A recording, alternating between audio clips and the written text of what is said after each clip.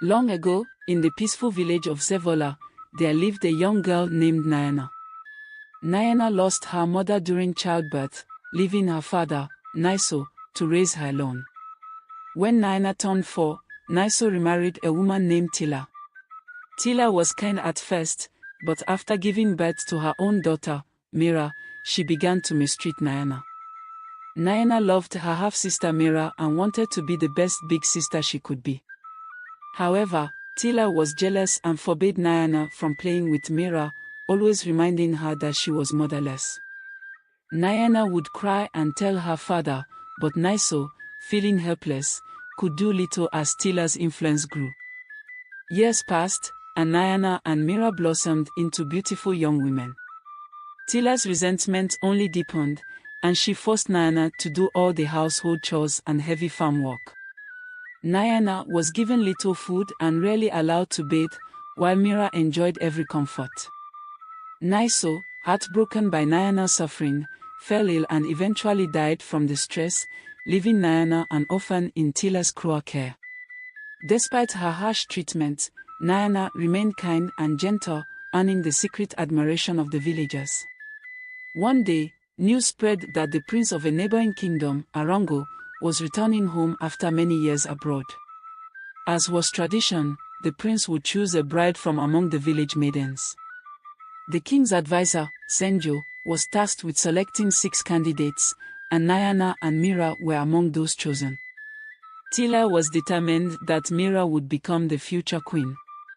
She pampered Mira with the finest skincare products and luxurious clothes, ensuring her daughter looked radiant. Meanwhile, she burdened Nyana with even more work and instructed her to bathe only once every few days to appear sickly and unattractive. An elderly villager named Amina noticed Tila's cruelty towards Nyana. She approached Tila and Mira, warning them that their behavior was unjust and that the future was unpredictable.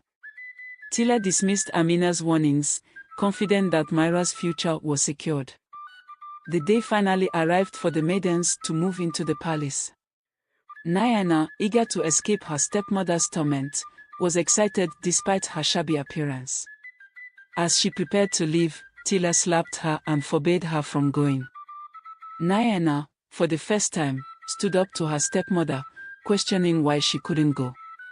Tila, enraged, insulted Nyana and threatened her.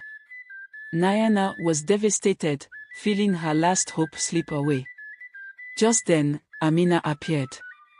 She confronted Tila, shaming her for her cruelty and demanding she let Nyana go. Faced with Amina's determination, Tila had no choice but to relent. Amina took Nyana to her home, gave her a bath, and dressed her in her own daughter's clothes before sending her to the palace. At the palace gates, Nyana arrived late, but the gatekeeper, moved by her story, allowed her entry after consulting with the king.